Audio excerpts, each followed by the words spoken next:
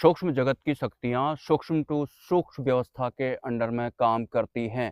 Mostly वो दो शरीरी होती हैं, मतलब वो सूक्ष्म शरीर और कारण शरीर के साथ सर्वाइव करती हैं। सिंपली वो हम इंसानों की तरह तीन शरीरों के साथ सर्वाइव नहीं करती हैं। मतलब जैसे हम इंसानों का एक भौतिक शरीर होता है, एक सूक्ष्म शरीर होता है और एक कारण शरीर होता है। तो जो सूक्ष्म जगत की उच्च स्तरीय शक्तियाँ होती हैं, जो दो शरीर या फिर एक शरीर के साथ सर्वाइव करती हैं, सिंपली वो शरीरी भाव से ऊपर उठ चुकी होती हैं। मतलब शरीर का मोह त्याग कर चुकी होती हैं। इस वजह से ही वो हम इंसानों से ज़्यादा पावरफुल होती हैं। लेकिन एक आम इंसान तो अपने शरीर का मोह ही त्याग नहीं कर पाता है। वो अपने आप को एक शरीर मानकर ही सर्वाइव करने में लगा रहता है। हालांकि एक इंसान भी मृत्यु के बाद दो शरीरों के साथ सर्वाइव करता है। मतलब एक उसका सूक्ष्म शरीर होता है और एक उसका कारण शरीर होता है। लेकिन जीते जी शरीर का मोह ना त्याग पाने की वजह से या फिर इस संसार का मोह ना त्याग पाने की वजह से वो मृत्यु के बाद भी दो शरीरों के साथ उसी मनोभाव के साथ सर्वाइव करता है, जिस मनोभाव के साथ वो भौतिक जगत में सर्वाइव किया करता था। तो शरीर, संसार या फिर परिवार का मोह ना त्याग पाने के बाद एक इंसान निचली योनियों में ही भ्रमण करते रहता है, जिसे कि आप भूत प्रेत या फिर पिशाच वगैरह बोल सकते हैं। इसके अलावा जो एक आम सांसारिक इंसान होता है, वो एक लंबे समय तक इस दिखावटी या फिर बनावटी या फिर मायाग्रस्त संसार को सच समझकर ही अपनी उम्र का बहुत लंबा समय ऐसे ही व्यर्थ में गवा देता है। मतलब काफी लंबे समय तक इस पृथ्वी लोक का हर इंसान असत्यपूर्ण जीवन जीता है। लेकिन एक वक्त ऐसा आता जरूर है जब उसे ऐसा लगता है, आज तक मैंने जितना भी जीवन यापन किया था, ये वास्तविक सत्य तो नहीं है। उसके बाद जाकर उसकी अध्यात्म में रुचि होने लगती है, तब जाकर ही वो अंतरिम यात्राएं वगैरह करने लगता है। लेकिन कुछ कुछ लोग तो ये सब भी नहीं कर पाते हैं, उनका जीवन ऐसे ही चला जाता है। मतलब वो माया के आवरण से बाहर आ ही नहीं पाते हैं। अगर आप अपने को ही शामिल करें या फिर अपने आसपास के लोगों को ही शामिल करें या फिर जितने भी इंसानों को आज तक आप जानते हैं, उनमें से बहुत सारे इंसान ऐसे होंगे जिनके सपने पूरे हो गए होंगे और बहुत सारे ऐसे होंगे जिनके सपने पूरे नहीं हुए होंगे। लेकिन जिनके सपने पूर्ण हो चुके होंगे उनकी हालत भी कुछ अच्छी नहीं होगी अगर आप गौर करेंगे तो। या फिर जब वो अपने सपनों को पूर्ण करने के लिए प्रयासरत अवस्था में थे, उनकी वो अवस्था पूर्ण रूप से लुप्त हो चुकी होगी। मतलब अब वो कुछ और ही बन चुके होंगे, किसी और ही मनोभाव के अब वो बन चुके होंगे। देर दुरुस्त जिन इंसानों के सपने पूर्ण हो जाते हैं, उन्हें भी ये एहसास होता है कि अभी तक तो मैंने असत्यपूर्ण जीवन ही जिया था।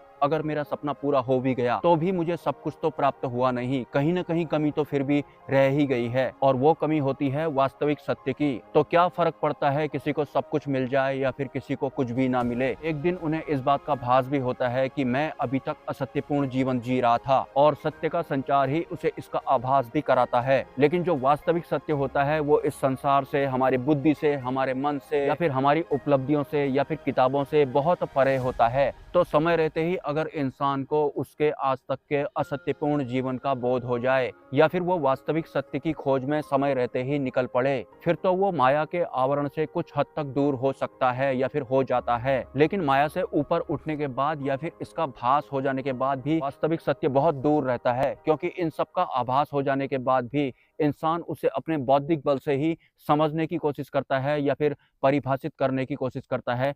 वास्तविक सत्य को बौद्धिक बल से परिभाषित नहीं किया जा सकता। जिस तरह से परमात्मा को बौद्धिक बल से या फिर किताबों के थ्रू परिभाषित नहीं किया जा सकता, प्रूफ नहीं किया जा सकता, वास्तविक सत्य को भी प्रूफ नहीं किया जा सकता। बुद्धि का इस्तेमाल करके वास्तविक सत्य के ऊपर स्टैंप नहीं लगाई जा सकती है, क्योंकि जो वास्तविक सत्य होता है हमारे इस भौतिक जगत से, हमारी बुद्धि से, हमारे विचारों से टोटली डिटैच होता है। और हमने आज तक जो भी जीवन जिया था वो माया के आवरण में जिया था, बौद्धिक बल के आवरण में जिया था, मन के गुलाम हम रहे हैं, बुद्धि के भी एक तरह से हम गुलाम ही होते हैं। जो भी हम आज तक बने हुए होते हैं इन सभी आवरणों के बीच में रहकर ही बने हुए होते हैं। लेकिन वास्तविक सत्य या फिर परमात्मा इन सब से टोटली डिटैच होते हैं। और हाँ, एक बात मैं और शामिल करना चाहता हूँ, जो रिद्धियां सिद्धियां होती हैं या फिर जो यक्ष गंधर्व लेवल की सिद्धियां होती हैं, शक्तियां होती हैं, वो बहुत ज्यादा पावरफुल होती हैं और वो शारीरिक मोह का त्याग कर चुकी होती हैं। लेकिन एक आम इंसान जो उनको सिद्ध करने के लिए साधनाएं करता है, वो अपने शारीरिक मोह का त्याग नहीं कर पाया होता है,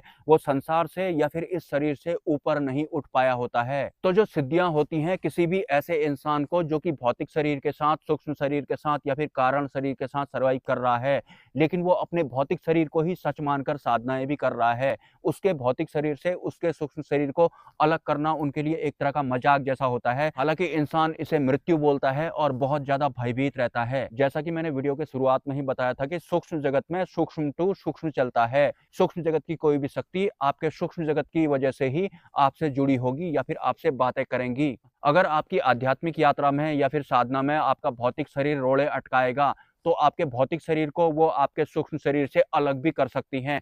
वो उनके लिए एक तरह का मजाक जैसा होता है या फिर कुछ भी होता ही नहीं है। वैसे भी हमारा जो ये भौतिक शरीर होता है इसकी कोई वैल्यू होती ही नहीं है। सब कुछ तो सूक्ष्म शरीर से ही होता है। हम मंत्र जप करते हैं, ध्यान करते हैं, उससे भी हमारी जो एस्ट्रल बॉडी होती है वही ऊर्जान्वित होती है, वही पावरफुल होती है। और एक इंसान भी अगर अपनी एस्ट्रल बॉडी के साथ सर्वाइव करता है तो मृत्यु के बाद ही करता है। मतलब जब उसका ये भौतिक शरीर नष्ट हो जाता है उसके बाद ही वो एस्ट्रल फॉर्म में सर्वाइव करता है। अगर वो एक उच्च स्तर का साधक होता है या फिर आंतरिक यात्राएं करना जानता है, संसार का उसे बोध हो जाता है, माया का बोध उसे हो जाता है, काम क्रोध लोभ मोह भय या फिर अन्य विकारों का बोध भी उसे हो जाता है, या कम से कम ज्ञान तो हो जाता है, समझ तो आ जाती है उसे कि ये एक तरह के विकार हैं, इनका काम है हमें इस माया रूपी संसार में उलझा कर रखना। उसके बाद ऐसा साधक अपने शरीर को ज्यादा तवज्जो नहीं देता है, वो सूक्ष्म स्तर पर ही काम करने लगता है। इस वजह से भी जो रिद्धियां सिद्धियां होती हैं बहुत आसानी से उससे जुड़ जाती हैं, वार्तालाप भी करने लगती हैं। कुछ जो साधक होते हैं उनके मन में इस तरह का भय भी होता है कि अगर हमने यक्ष गंधर्व की साधना की या फिर किसी अन्य उच्च स्तरीय सूक्ष्म जगत की शक्ति की साधना की तो उसे सिद्ध करने के बाद एक दिन वो हमें अपने लोक में ले जाएगी। अगर वो आपको अपने लोक में ले जाएगी तो इसमें कौन सी बड़ी बात हो गई। ऐसा तो बिल्कुल होगा नहीं कि आप वहां सर्वाइव ही नहीं कर पाएंगे या फिर आपको एक पिंजरे में बंद करके रखा जाएगा। हालांकि जो दूसरे लोक के जीव होते हैं उनका स्वभाव या फिर जैसे भी हम इंसान होते हैं, बहुत सारी जो हमारी व्यवस्थाएं होती हैं, शारीरिक व्यवस्थाएं और मानसिक व्यवस्थाओं की बात कर रहा हूं, वो टोटली दूसरे लोक की शक्तियों से अलग होती हैं। मतलब अगर हम दूसरे लोक के वासी बन जाते हैं, भले ही हम इंसान जैसी बॉडी के साथ ही वहां पर सर्वाइव क्यों ना करें, लेकिन हम इंटरनली इंसान जैसे बिल्कुल भी नहीं होंगे। हमारा स्वभाव बिल्कुल भी इंसान की तरह नहीं होगा। हो सकता है हमारा खाना पीना भी इंसान की तरह ना हो, कुछ और ही हो। भले ही हम दिखते इंसानों की ही तरह क्यों ना हो, या फिर हम उस लोक में जिस भी तरह के शरीर सर्वाइव करते होंगे, भले ही वो भौतिक शरीर हो या फिर सूक्ष्म शरीर हो, उसी हिसाब के बन जाएंगे। तो सीधी सी बात है, एक अलग लोक में एक अलग ही स्वभाव के साथ खान पान भी बिल्कुल अलग ही अगर हमारा वहां पर होता है, मतलब होंगे तो हम इसी ब्रह्मांड के किसी एक लोक में, लेकिन हम इंसानों जैसे बिल्कुल भी नहीं होंगे। और अगर हम इंसानों के बीच में आते हैं, भले ही हम एस्ट्रल फॉर्म में आए या फिर फिजिकल फॉर्म में आए, मतलब कोई साधक साधना कर रहा है और हम एक दूसरे लोक के वासी होने के बाद उसे दिखाई पड़ते हैं। दूसरे लोक के वासी मतलब हमारा स्वभाव इंसानों की तरह बिल्कुल भी नहीं होगा, हमारा खान पान भी इंसानों की तरह बिल्कुल भी नहीं होगा, भले ही हम इंसानों की तरह दिख ही क्यों ना रहे हों। तो हमारे हाव भाव देखकर एक साधक जो कि एक इंसान होगा वो थोड़े समय के लिए भयभीत जरूर हो जाएगा या फिर सोच में जरूर पड़ जाएगा कि ये जो भी मुझे दिखाई पड़ रहा है, जो भी आकृति मुझे दिखाई पड़ रही है या फिर जो भी सिद्धि मेरे सामने प्रत्यक्ष हुई है, ये कुछ अलग ही हिसाब की लग रही है, मुझे ये बिल्कुल भी समझ में नहीं आ रही है,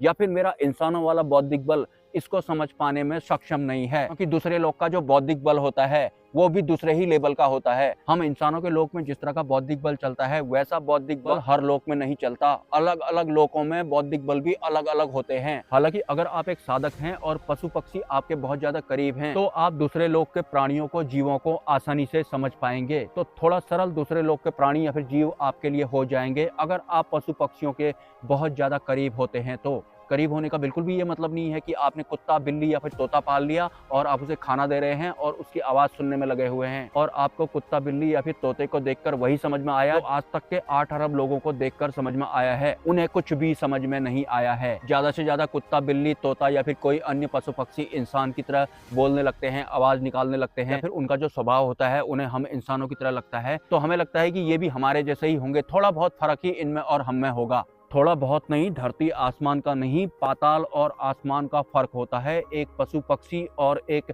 इंसान में जो जागरूक नहीं हो उसमें। एनीवेज, अगर आपके कोई सवाल हैं तो आप मुझे कमेंट कर सकते हैं, स्वेच्छा से सपोर्ट कर सकते हैं आप इस चैनल को। QR कोड देखने को मिलेगा आपको कम्युनिटी पोस्ट में। मिलते हैं नेक्स्ट वीडियो में। ब्रह्मा, विष्णु, महेश, जय मां पराशक्ति।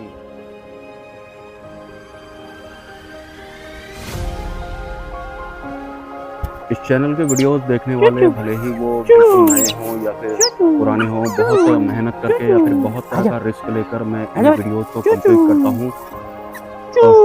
तो अगर आप अपनी तरफ से फाइनेंशियली कोई भी सपोर्ट करना चाहें इस चैनल की या फिर अपनी आपकी या फिर मेरी खुद की, तो आप मेरे क्यूआर कोड पर कर सकते हैं।